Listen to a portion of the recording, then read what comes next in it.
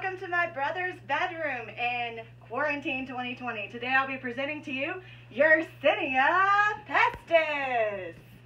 Yersinia Pestis was discovered in 1894 by Alexander Yersin in China during the middle of an outbreak. Yersinia pestis is a bacterium. It's gram-negative, non-motile, which means that it does not self-propel. It's rod-shaped Coccolococcus bacterium. It has no spores and it survives in the ground for almost 24 days. It's a zoonotic organism, which means that it's typically not spread to humans, but it can be under certain situations. Here I have the cell. I made this, and my goal was originally to pass it around the class and show you just how glitter and germs can be spread, but of course we're in quarantine. It is a facultative anaerobe, which means that it does not require oxygen to survive, nor will oxygen kill it if it comes into contact with it. Cheopsis xenoscila is actually responsible for the spread of Yersinia pestis. If you see here, it's this tiny flea. It originates in Asia. History of Yersinia pestis.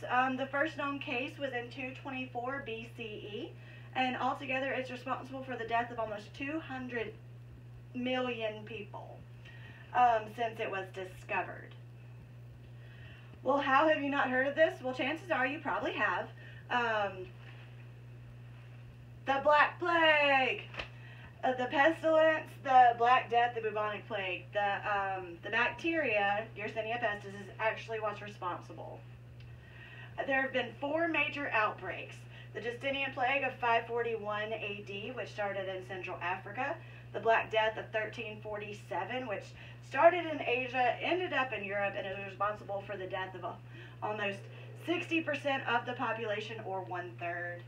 Outbreak of 1665 in London, England, and the plague of 1894, which originated in Yunnan, China. There are 3 types of plague. You have your pneumonic, septicemic, and bubonic. All 3 are still caused by Yersinia pestis, but the difference is the system that it chooses to affect when it invades your body. The pneumonic plague is the deadliest and most rapid spreading form. It can be transmitted from person to person via cough droplets. It has nearly 100% mortality rate if left untreated, but with only a 40% survival rate if it is treated. The pneumonic plague progresses rapidly and can cause respiratory failure and shock within 2 days of infection. Symptoms present in 3 to 7 days after exposure, with the incubation period of 2 to 5 days. The death from the pneumonic plague typically results within 4 to 7 days after infection without treatment. Pneumonic plague occurs in 2 forms. You have your primary and secondary. Primary pneumonic form is fulfillment of conditions that results in direct inhalation of the bacteria into the lungs.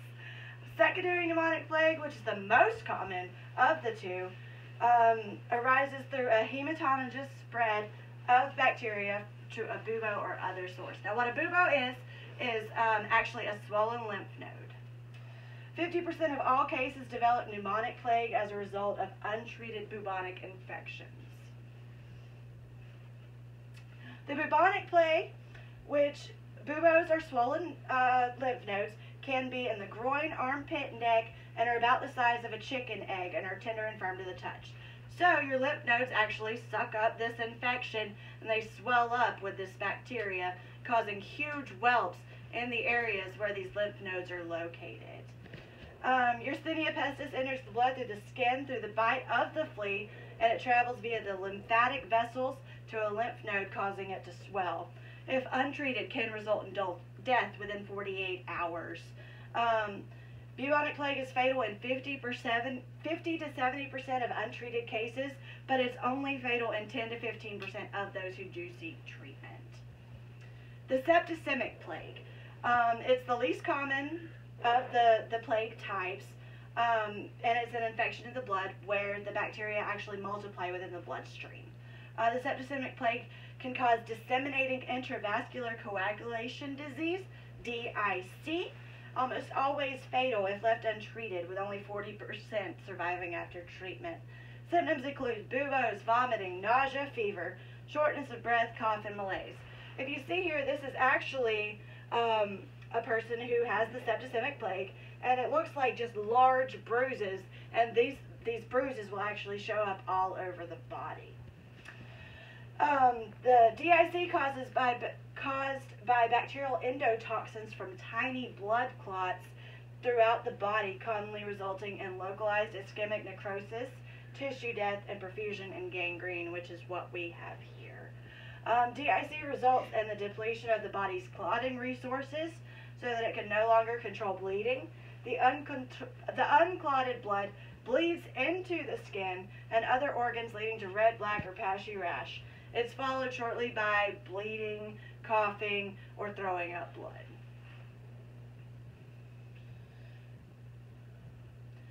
The plague doctor! Here to help me out, we have my brother Jarek.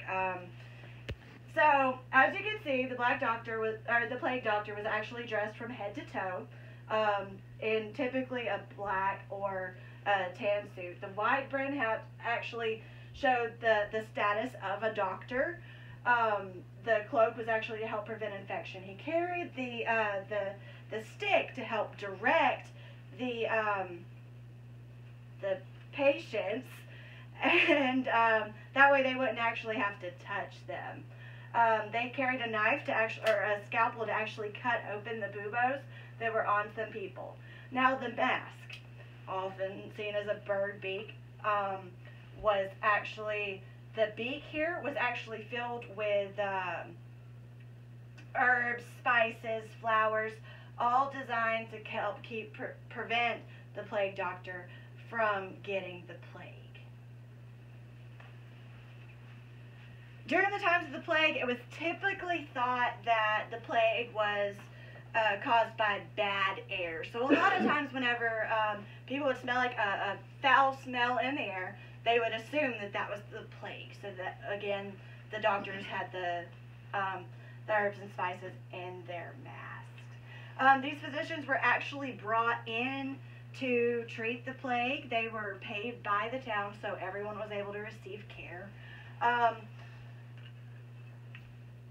Because during these times, they didn't really know about germs or hygiene or the importance of any of that, so they had a lot of superstitions, and they kind of went with it. It is common belief that the plague was spread by bad air. During plague times, the typical treatment used by the plague doctors was rubbing onions on the skin, chopping up a snake and rubbing it on the skin, or in any of the infected boils, cutting up a pigeon and rubbing it on the bodies of the dead, drinking vinegar, eating crushed minerals, arsenic, mercury, or even eating a 10-year-old treacle, which is a thick, dark syrup, kind of like a molasses.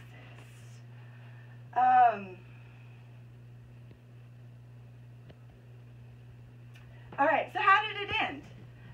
The plague actually ended in most of the 4 by the implementation of quarantines, kind of like what we're doing right now with COVID-19. The uninfected will remain in their homes and only leave when necessary, while others who could afford to do so would leave the more densely populated areas and live in greater isolation. It is worth mentioning in 1665, the Great Fire that destroyed the center of London killed many of the fleas and rats that were responsible for that outbreak. Modern treatment for Yersinia pestis is antibiotics such as streptomycin and gentamicin, with streptomycin being the drug of choice. Through the use of prophylactic antibiotics, mortality rates have dropped substantially. The plague is gone, isn't it? No, not quite. Between 2010 and 2015, there were 3,248 reported cases, which resulted in 584 deaths. This bacteria does not discriminate against age, although the most common is 12 to 45. There is currently no vaccine. Studies show that Yersinia pestis actually changed the genetic makeup of descendants that survived the European outbreaks. Those survivors' descendants are actually more susceptible to pro-inflammatory diseases and autoimmune disorders. than those who did not come into contact with the Black Death. Vikings were unable to settle in North America due to the plague. So if they had, we might have a completely different economy. The plague opened up minds to the theory of contagions and set in motion pathways to current understandings of pathogens and contagious organisms. Where do we stand? With an overall 70% survival of treated patients in the last United States outbreak between 1924 and 1925, Yersinia pestis is currently under control. But if history has shown that bacteria is extremely resilient and just how one tiny little bacteria can change the course of the human existence. That's all, folks. I'd like to thank y'all for watching. I'd like to thank my brother for helping me set this up. I had a really good time doing this presentation. I will be uploading a copy of the slideshow in case you weren't able to see some of the slides. So I really appreciate y'all, and y'all stay safe, hand hygiene, and quarantine.